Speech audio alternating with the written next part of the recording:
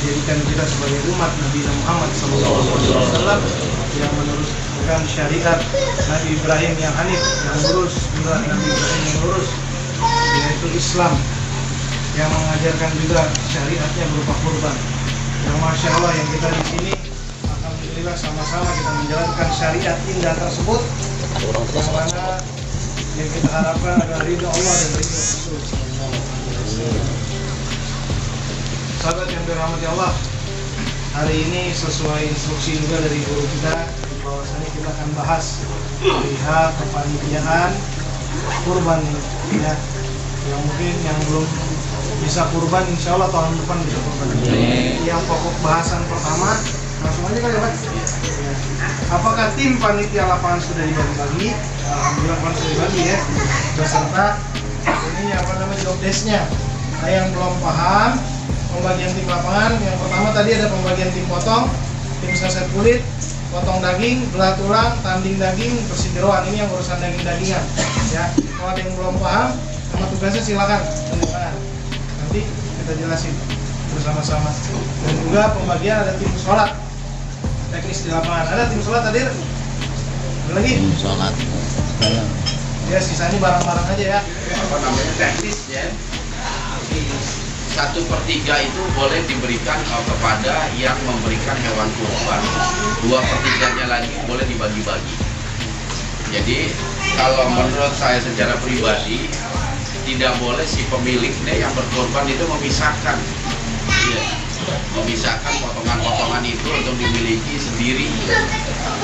Tapi semua harus dibagi rata, yang namanya paha semua dibagi rata. Itu baru tinggal dibagi sepertiganya dari kantong yang telah di atas dikemas. Kalau nanti pembagian untuk khusus jeroan, tulang dan lain sebagainya yang memang masih layak, itu nggak perlu ditimbang. Ditanding aja Pak ya? Ditanding aja. Itu pemanis aja sih sebenarnya. Dan yang nggak kalah penting nih, diumumin buat semua, hari Minggu harus puasa. Puasa Arafah. Iya. Karena keutamaan itu luar biasa. Dia menghapus dosa tahun kemarin 1 tahun dan menghapus dosa 1 tahun yang akan datang. Puasa bisa di awal dari tanggal 1 Dzulhijjah. Cuman puasa Tarwiyah dengan puasa tanggal 1 sampai tanggal 8 itu sama nilainya. Yang keutamaan itu hanya Arafah pada tanggal 9 Dzulhijjah.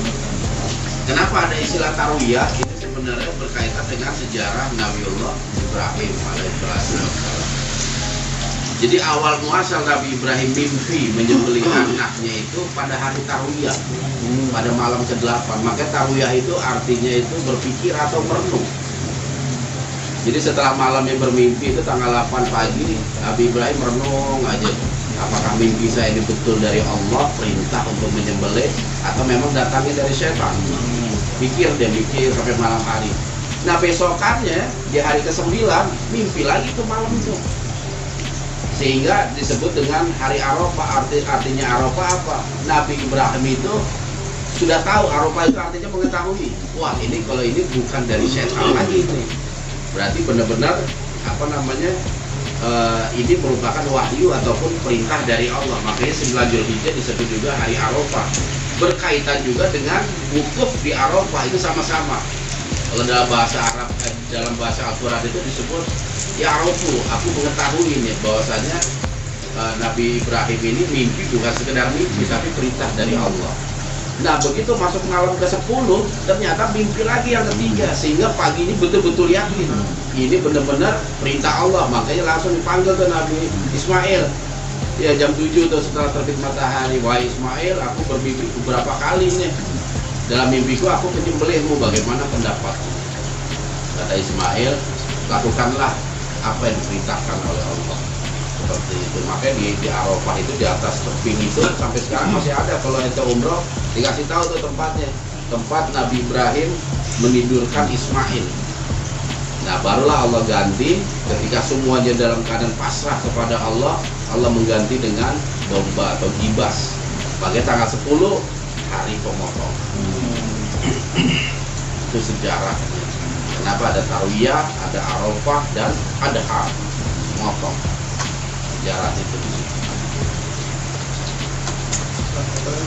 Ya, mengenai ada surat edaran dari Al-Azhar, ya.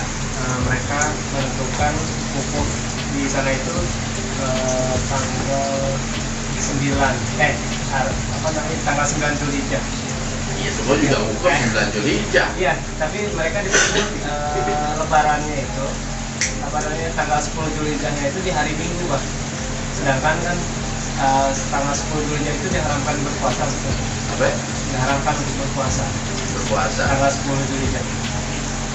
Puasa 10 Dzulhijjah. 10 Dzulhijjah diharamkan. Iya, memang diharamkan 10 Dzulhijjah itu diharamkan kita berpuasa. Sedangkan Al-Azhar itu tanggal 10 itu lebaran hajinya.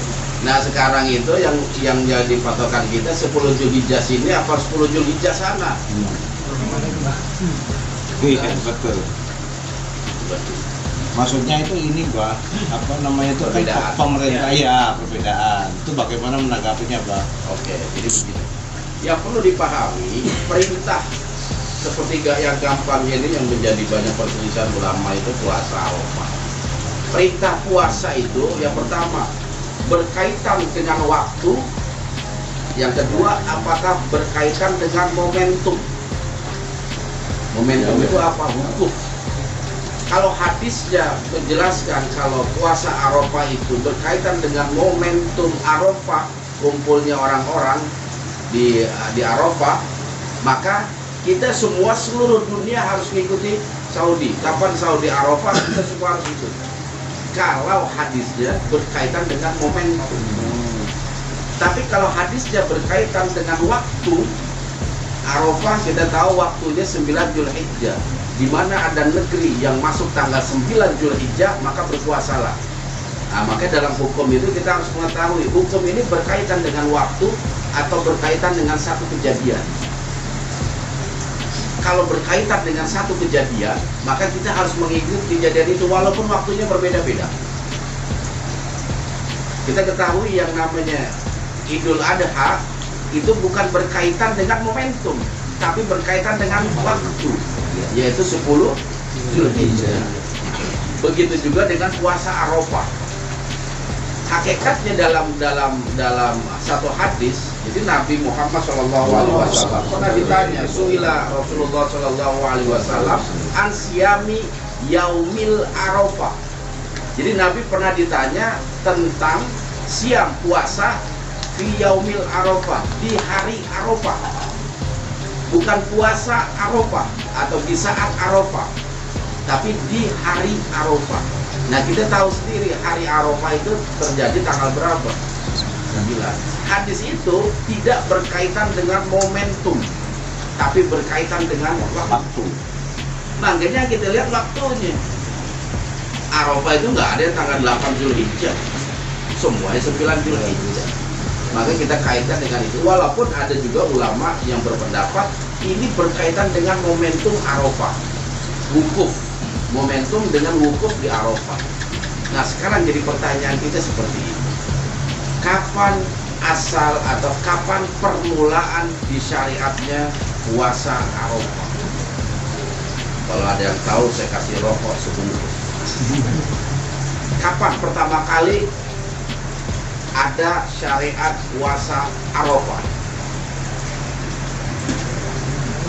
Kalau ada yang tahu, saya kasih rokok sebungkus plus batu cincin. Waduh. Masya Allah. Glinggul. Anak tambahin.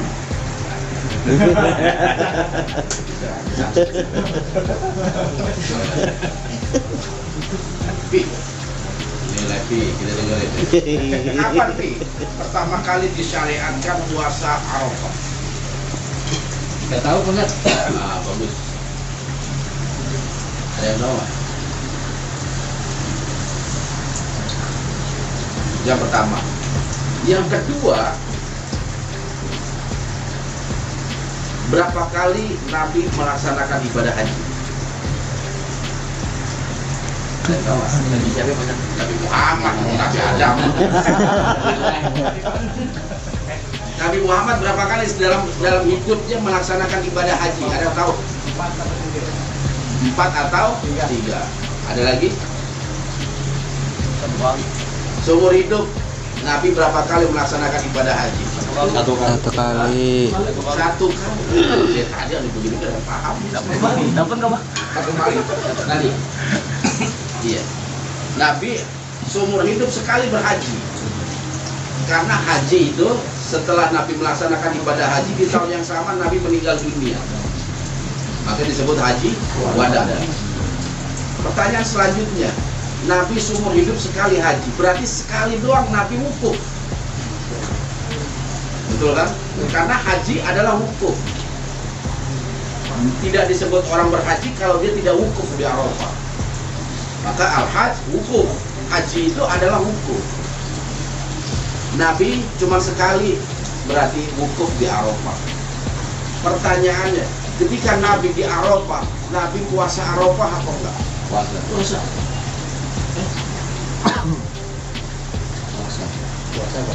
Puasa bang. Hah? Nggak tahu lah.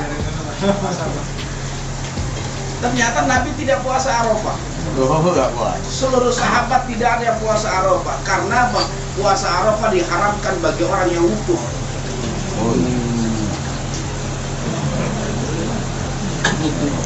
Pertanyaannya, Nabi pernah nggak puasa Arafah? Pernah nggak Nabi puasa Arafah? Enggak. Di masa Hah? pernah. Apa? Kapan? Enggak pernah. Yang kedua. Gomel lebih. Mana? Jadi sebelum ada pelaksanaan ibadah haji, Nabi dan para sahabat mereka biasa puasa di 9 Dzulhijjah walaupun tidak wukuf. Tidak ada wukuf di Arafah itu. Karena apa? Belum ada umat Islam yang melaksanakan ibadah haji.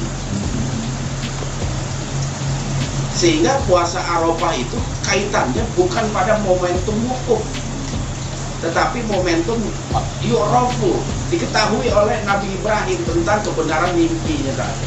Jadi Arafah di situ bukan kaitannya dengan wukuf, tetapi berkaitan dengan satu kejadian yang terjadi di masa Nabi Ibrahim. Sehingga para sahabat itu bertanya kepada istrinya, kalau nggak salah Maimunah, Maimunah, bagaimana Nabi puasa wukuf apa enggak? Jadi ketika Nabi setelah pelaksanaan ibadah haji, Nabi itu yang terakhir, sahabat semua banyak yang bertanya yang nggak melaksanakan ibadah haji, Nabi puasa atau di Arafah? Nah, Maimunah berkata begini, aku pernah membawakan satu centong susu kepada baginda Rasulullah SAW di yaumil Arafah, pada hari Arafah. Jadi Nabi lagi wukuf, istrinya Maimunah bawain susu dan Nabi minum susu itu, menunjukkan Nabi tidak berpuasa. Apalagi dikuatkan dengan hadis bagi orang yang wukuf dilarang berpuasa. Tetapi situasi puasa Arafah sudah dikenal di masa sahabat, oleh sahabat Nabi. Makanya ulama sepakat pertama kali ada syariat puasa Arafah setelah ada syariat puasa di bulan suci Ramadan. Ramadan itu terjadi pada tanggal 2 Hijriah, tahun 2 Hijriah.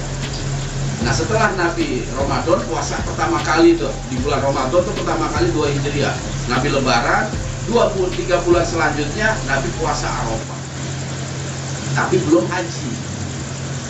Belum wukuf. Berarti puasa Arafah tidak berkaitan dengan wukuf, tapi berkaitan dengan waktu 9 Dzulhijjah.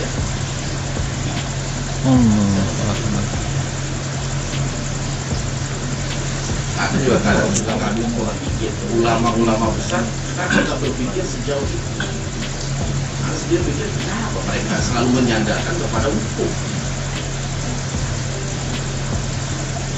Padahal sebelum wukuf itu sahabat Nabi sendiri puasa Arafah sebelum itu. Apa dikaitkan dengan wukuf?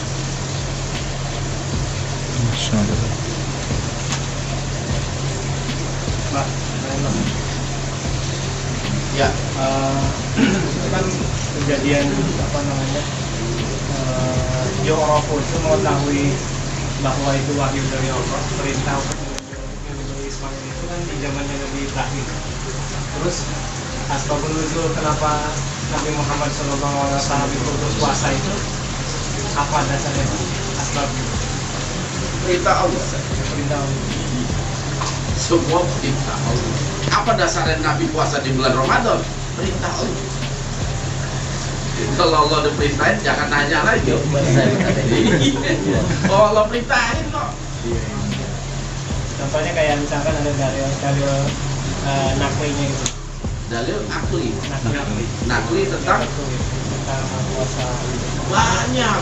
Tentang ditanya tadi itu, sila Rasulullah SAW kan siyami fi yaumil Arafah. Nabi pernah ditanya tentang puasa di hari Arafah. Kata Nabi apa? Hari Arafah itu menghapus dosa kalian 1 tahun yang lalu dan 1 tahun yang akan datang. Itu aja dalil bahwasanya disyariatkan adanya puasa Arafah.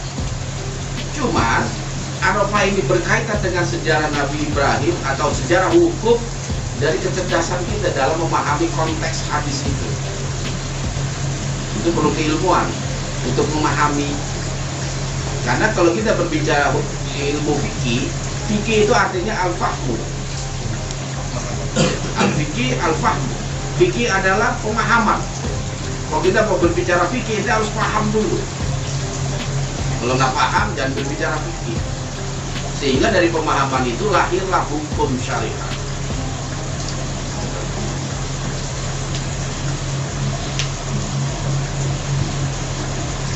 Kalau puasa Arafah 9 Zulhijjah itu udah muktamar.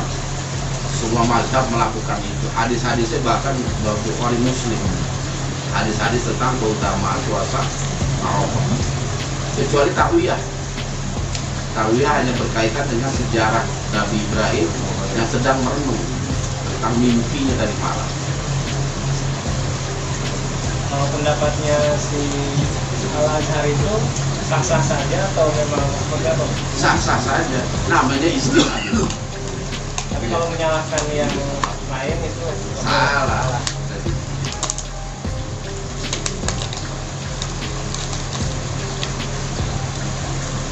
Semua masing-masing punya dalil. Yang beda, yang bikin beda adalah pemahaman. Yang tadi Anda bilang, perbedaan krusial itu 2 tadi. Ada ulama yang berpatokan ini masalah waktu, ini masalah momentum. Kalau alat ini kita bantahannya kepada orang yang berpendapat ini semua karena momentum. Bagaimana sebelum pelaksanaan ibadah hajinya baginda Rasulullah SAW? Pak Nabi haji cuma sekali. Apakah Nabi nggak pernah selama hidupnya puasa Arafah? Ada yang berani ngomong nggak? Nabi nggak pernah seumur hidup puasa Arafah. Lantas puasa Arafah Nabi berkaitan dengan apa?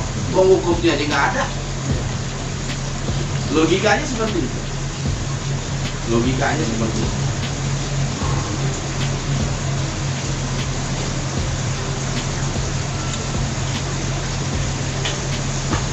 Orang-orang Wahabi banyaknya puasa besok karena mereka lebarannya ikut.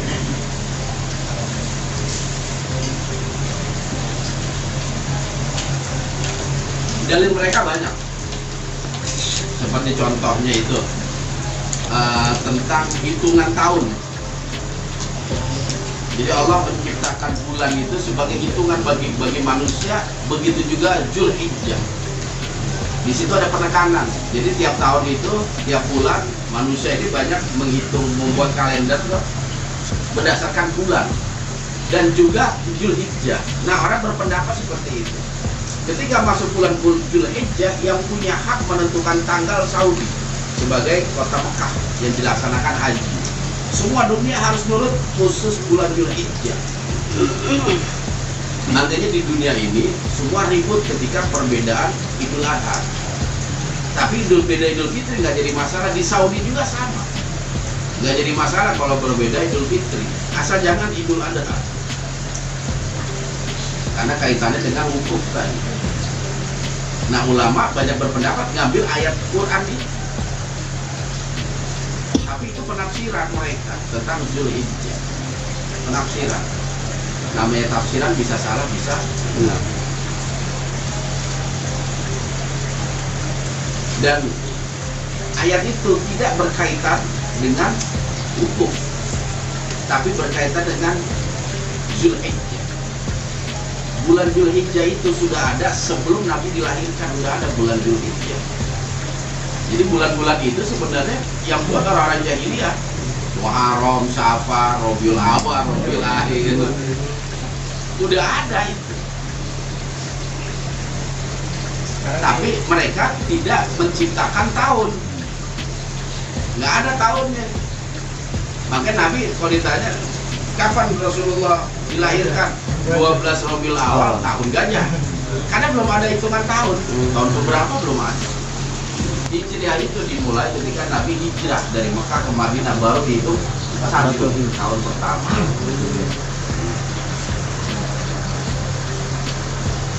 Nah, ketika tahun pertama Nabi hijrah, Nabi itu umurnya 53 tahun. Umur Nabi 53 tahun. Pertama kali Nabi hijrah.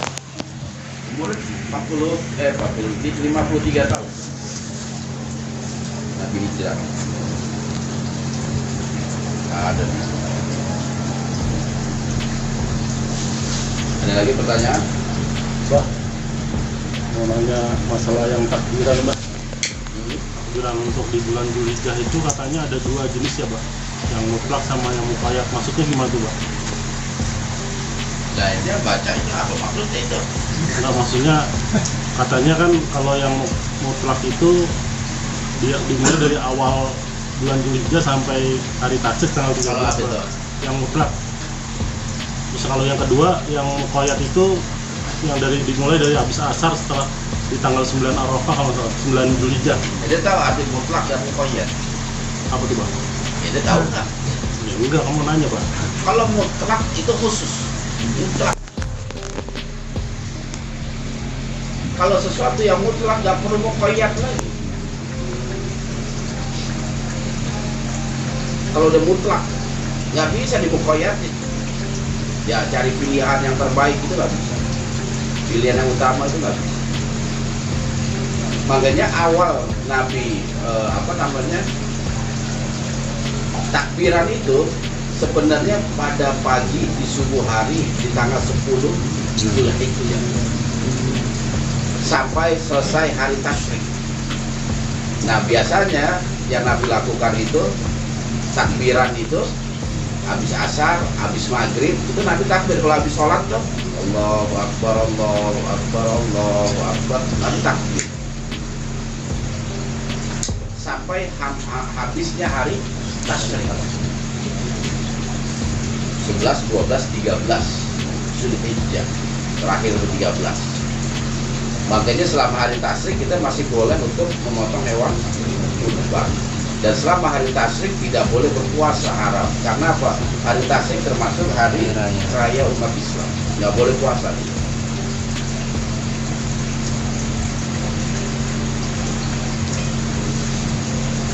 Jadi nggak ada mutlak. Muqayyad. Terus kalau nggak salah, saya pernah baca juga tuh, Pak, yang dia hadisnya sahih dari Bukhari Muslim. Tapi yang mencontohkan itu bukan Nabi, Pak, tapi dari sahabat Umar bin Khattab, yang dia itu bersama sahabatnya datang ke pasar melantunkan takbir. Itu dimulai dari awal bulan Dzulhijjah. Itu gimana tuh, Pak? Nggak jadi masalah. Karena apa? Allah pernah berfirman begini, wal fajri walayalin ashar, demi waktu fajar dan utamanya 10 malam. Layalin ashar artinya dari 1 Dzulhijjah sampai 10 Dzulhijjah memiliki keutamaan tersendiri. Makanya kita digemarkan untuk banyak ibadah, baik takbir, baik zikir, baik tahlil, puasa, bersedekah. Karena apa? Itu termasuk bulan Dzulhijjah, itu kan bulan yang dimuliakan sama Allah. Derajatnya itu muhkamat, bulan yang dimuliakan. Makanya di bulan Dzulhijjah itu Nabi nggak pernah memulai peperangan. Karena apa? Haram memulai peperangan di bulan yang dimuliakan Allah. Kecuali diserang. Beda urusan kalau diserang. Kita wajib mempertahankan diri. Kalau itu nggak jadi masalah. Tapi yang bisa menjadi masalah ketika kita mengkhususkan satu ibadah. Paham ya? Jadi zikir kita takbir aja, tahlilnya kagak, tasbihnya kagak, istighfarnya kagak. Seolah-olah ada keutamaan kalau kita takbir, padahal enggak. Yang ada keutamaan itu pada dimulai tanggal 10 Zulhijjah. Makanya Nabi itu selalu melantunkan takbir sampai di tempat sholat. Dan Nabi selalu takbir sampai di tempat sholat. Satu lagi, Bah. Ya, Ini terakhir. penasaran nih, Bah. Sebenarnya sejarah bulan haram, Bah, kan ada 4 bulan haram, Bah. Ya, Itu kenapa disebutkan namanya bulan haram itu, Bah? bulan yang dimuliakan. Bulan ini. Haram itu mulia. Bulan, Anda tahu nggak 4 bulan yang dimuliakan itu bulan apa aja? Dzulqa'dah, Dzulhijjah, Muharram, Zulqa'dah, Dzulhijjah, Muharram, Muharram, Rajab. Rajab. Kenapa Ramadan nggak termasuk?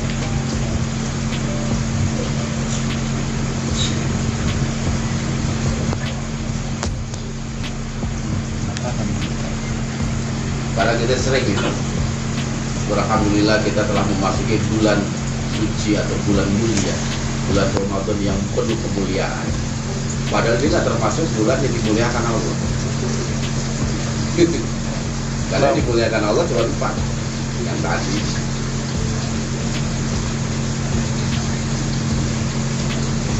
Kenapa itu?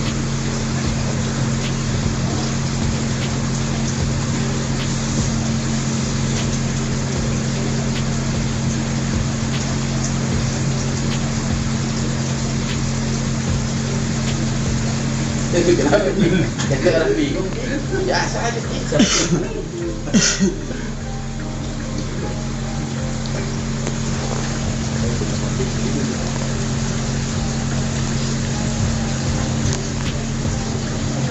Ada pertanyaan lagi? Jawaban apa?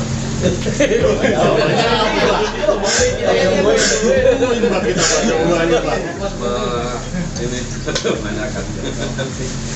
Karena bulan Ramadan memiliki keunggulan tersendiri selain bulan mulia.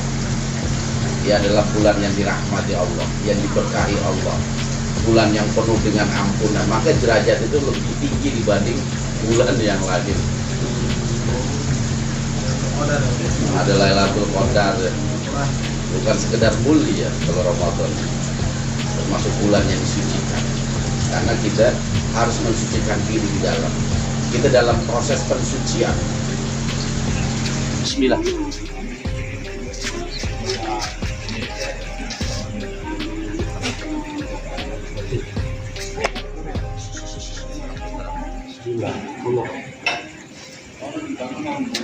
Bismillah.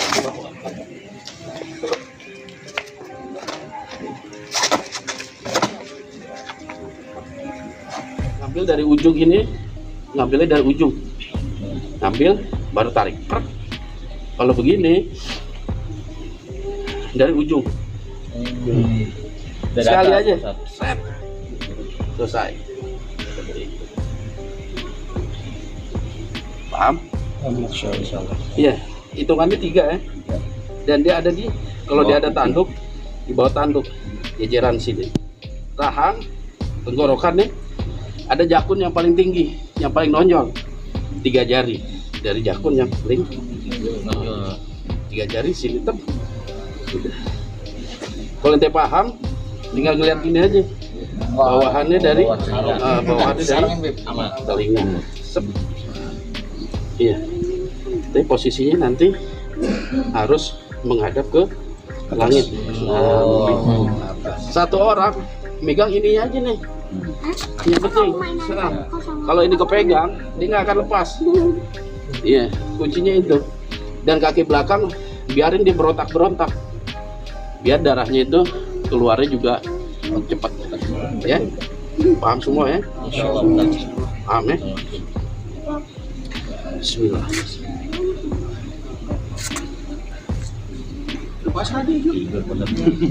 Bobok dia. Nanti tanahnya lubangin juga, Pak. Iya, tanah lubangin biar bisa ini. Udah yuk. Tenang. Baju merah, baju merah. Banteng ya.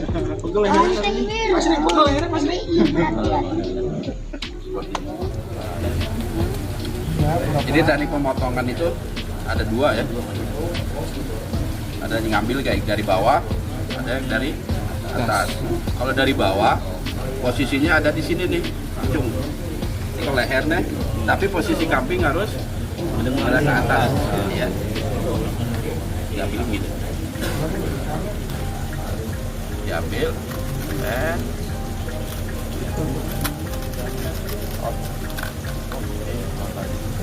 Ini karena bukan daging.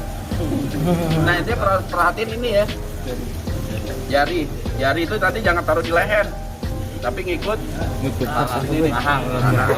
Jadi ini kan nanti kenceng, diambil aja. Iya, langsung ambil. Sekali aja berarti. Iya sekali. Tapi kalau ini nempel nih. Iya, kasar lah.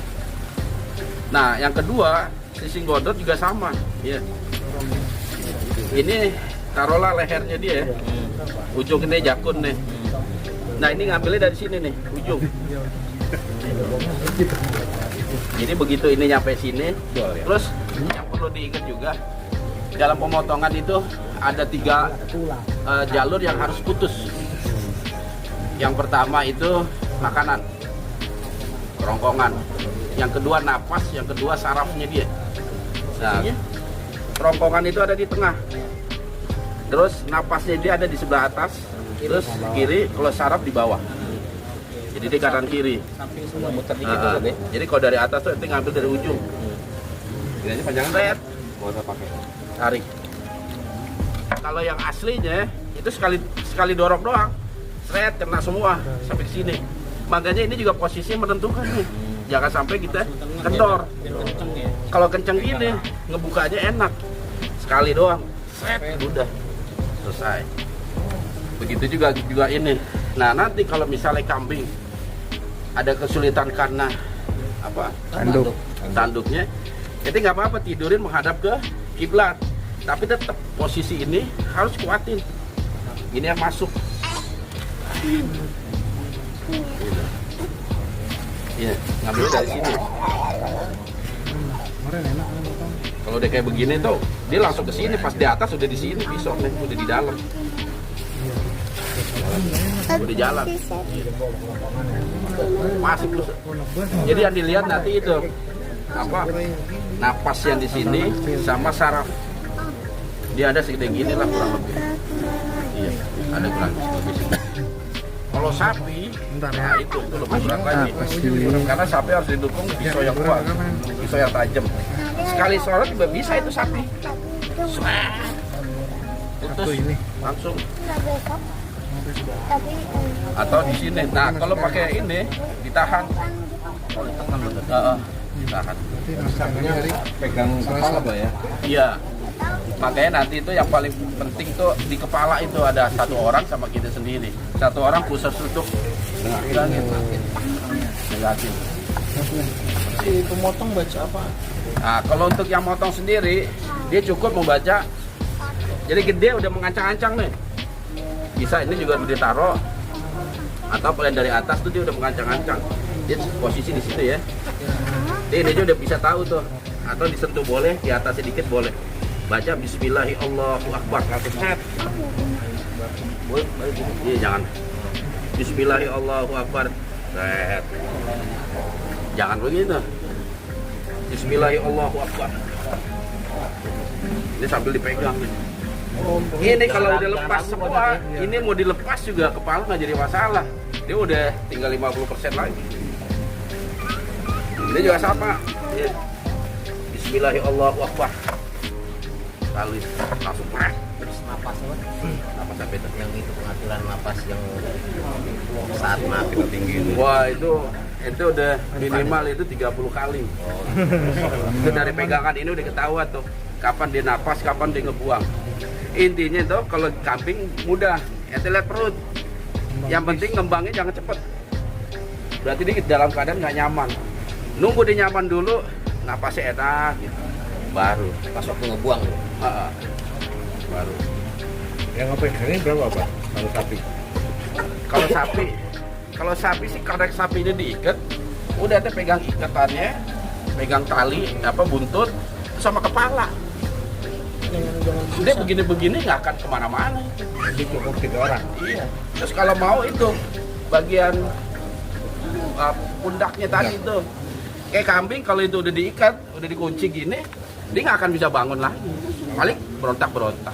Kalau mutusin kepalanya bah, ketika udah sama sekali nggak nafas apa masih dalam keadaan bernafas udah boleh putus ya? Jangan, harus keadaan minimal darah udah nggak keluar, dia udah tenang, udah nggak gerak-gerak lagi. Udah habis dah. Kalau masih gerak, jangan. Maksimal sih 1 menit lah, habis. Maksimum berapa cc? Apa itu? Kalau masalah seset, paling cepat, paling bagus. Kalau perlu sekali yang tadi tuh, kalau kambing tuh. Ini nih, tapi tangannya tuh jangan di sini ya. Takutnya lepas nanti tuh. Itin, kena. Makanya kepala harus di sini nih. Tapi ada megang. Bismillahirrahmanirrahim. Kadang ada yang Bisanya itu. dia kayak ragu. Nggak boleh. Nggak boleh ragu. Yang penting diangkat, jangan diangkat.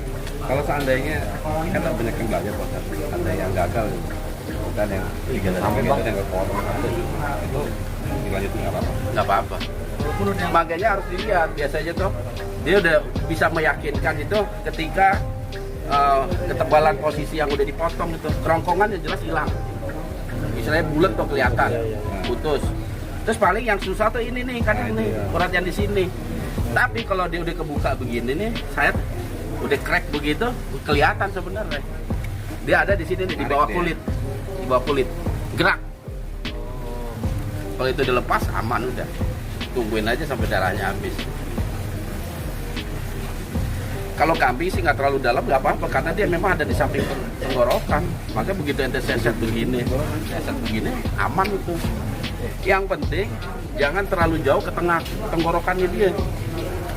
Misalnya ini kuping, ente ngambilnya 5 nih di sini. Nah itu kadang tebal itu. Sama. Tapi yang lebih mudah bang hitungnya dari tenggorokan 3 bang. Tenggorokan. Turun 3. Yang tadi dah.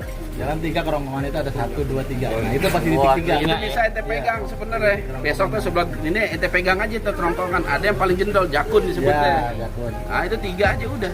3 udah ininya gitu. 3 ininya berarti di sini. Bukan di samping sininya.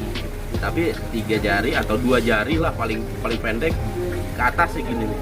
Udah itu yang dihajar. Nanti ente ingetin tuh. Ini di sini gitu. Udah ini ingetin, ambil. Udah siap-siap. Cuman kalau ngambil dari bawah tuh rata-rata sekali. Karena berkodok-kodok nggak bisa itu begini. Makanya harus dipastikan ininya harus tajam. Itu doang. Kalau ini tajam mah aman sekali juga lewat. Ngambil kambing yang sesuai ukuran Pak. Iya. Kecil mah bahaya. Kebalin ntar.